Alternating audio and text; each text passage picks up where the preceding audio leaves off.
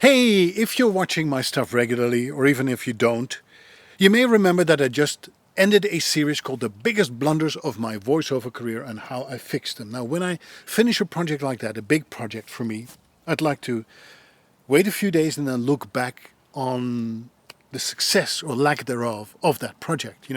Was I effective in my communication? Did I reach enough people? What is the impact? Did it move the needle in any way? And I started doing that. And here are some of my preliminary conclusions. I measure my success in part by the way social media responds to it. And let me look at different social media and give you kind of an idea of the reaction. First of all, my Facebook Nether Voice page. I have about 2,400 followers, and the response to this series really sucked. I post the same videos on Instagram, on TikTok, on LinkedIn, on YouTube and on Facebook, and Facebook was by far the worst in terms of the reach of people, and it's probably in part because of that algorithm that Facebook uses, because what they want to do is they want you to sign up for their advertising program so that you pay them an X amount of money so they can spread your video to more people. And if you don't do that, and I refuse to do that, they're not just going to expose the people to your material, no matter how good it is. So it might not have anything to do with me, but all with Facebook. And still, Facebook responses was almost minimal. 4 or 5 views, and that's it. Instagram was okay, but I was really hurt by the hacking of my account a couple of months ago. I used to have 5,500 followers on Instagram. Now I have only 500 after I had to start all over again with a new channel because Instagram did not want to reinstate my channel. So 500 followers, minimal response, not great.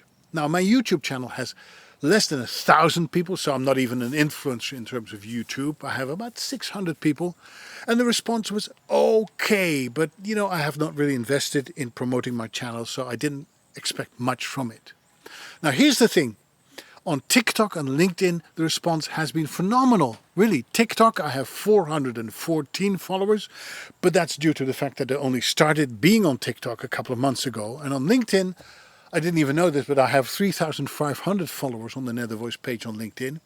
And those two platforms got the best response, with TikTok outshining everyone else. So fewer followers and subscribers, but the best response, and I can't thank you enough for that. What I also learned was that content that people can emotionally connect to does a lot better on social media. Case in point, my recent video about the Slovak soprano Patricia Janečková. She died at the age 25 because she had breast cancer. And I kind of had my eulogy and I put that on YouTube, and I'd had 3,600 views and counting. I didn't know that, but I just checked it. Whereas normally a video that I have has maybe 10 people that have watched it, 15. Like I said, I don't really invest in YouTube, my channel. But that one touched some heartstrings clearly, and people really watched it a lot, and it's still going up and up and up. Because there was this strong emotional connection. Another lesson is that viewers are very hard to please. Yes, that's you. You're hard to please. Did you know that? Something as simple as getting a like, which takes less than a second, is not easy. It's not a given. I think it's easier to get a like for a cat video than for my type of content. And that can have many reasons. First of all, people cannot relate to the material. I can understand that. My stuff is not for everyone. Secondly, people don't relate to me, the presenter, the messenger. They don't care about me, they don't like me, for whatever reason, or thirdly, they don't like this talking head format. Well, I'm sorry, this is what I can do, and what you see is what you get.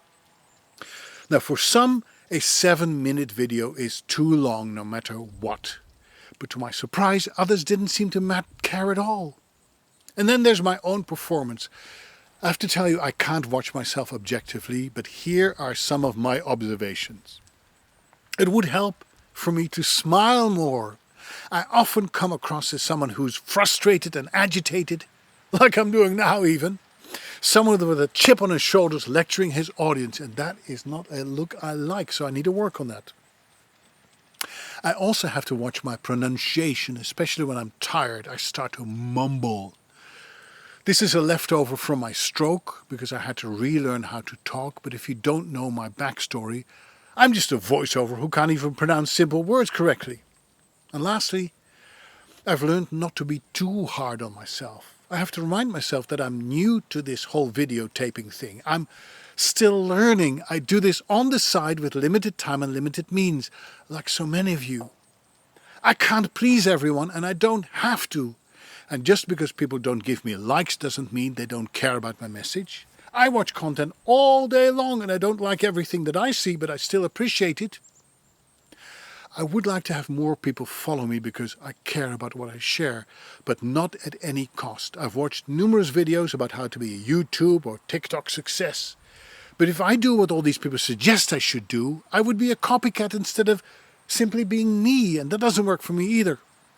And finally, even if you do things the way I do things, writing a script, using a teleprompter, recording on my iPhone, messing up multiple times, starting over again, adding subtitles, loading it up to the various social media, all of this takes a lot of time out of my day, and I underestimated that. And that's not all. Once your video is live, people start commenting on all platforms, and I want to show my appreciation by giving them thumbs ups and answering their questions, and that too takes time. And the more successful you become, the more out of hand this can get. And no wonder why certain celebrities have to hire social media managers to interact on their behalf. And then you lose this unique personal connection, which I don't want. I want to keep this personal connection, this thing that we've got going between you and me. Now, one thing is certain. If you are a freelancer today, like me, you can't just focus on your work, whatever it is that you do. Let's say you're a photographer. You can't just take pictures, photographs, and expect people to hire you. If you don't make noise, people can't hear you. And the same is true in my line of work, voiceovers. So this is my way of making noise, in case you haven't noticed. Letting you know that I'm here without making it all about me all the time. I think that's the key. My intention with these videos and with the blog that I've been writing for about 20 years is to give something to you. Something you can use as a self-employed person to run your business just a little bit better. To become more competent and more confident. To share what I've learned from my mistakes and from my successes. And if that's something you're interested in, I hope you'll stay in touch with me. Because there's more to come. See you soon.